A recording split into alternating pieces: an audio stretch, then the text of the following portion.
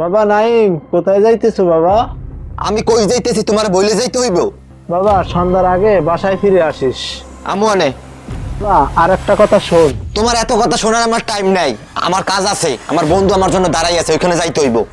মাথাটা একদম নষ্ট করে দিয়েছে। আমি যেদিন থাকবো না সেদিন তুই বুঝবি। আরে খালি ফোন দিতে আছে, আবার ফোন দিছে। আরে কে ফোন দেয়? আরে ভাই বলিস না, শুধু বাড়িতে খালি ফোন দিতেছে বাবা। আরে এতবার করে ফোন দিতেছে, ফোনটা রিসিভ কর, রিসিভ করে দেখ, কোনো বিপদও তো হতে পারে। আরে না না, শুধু শুধুই খালি ফোন দিতে আছে, শুধু আমার ডিস্টার্ব করে, আমার একটা মুহূর্ত শান্তিতে থাকতে দেয় না। আমি কি না কি করি তারে বলতে হইবে। আরে ভাই তোকে আবার কে ফোন দিল এই গুরুত্বপূর্ণ ম্যাচের ভিতর? আরে আমার বাবা ফোন দিছে। আরে কাইটে দে।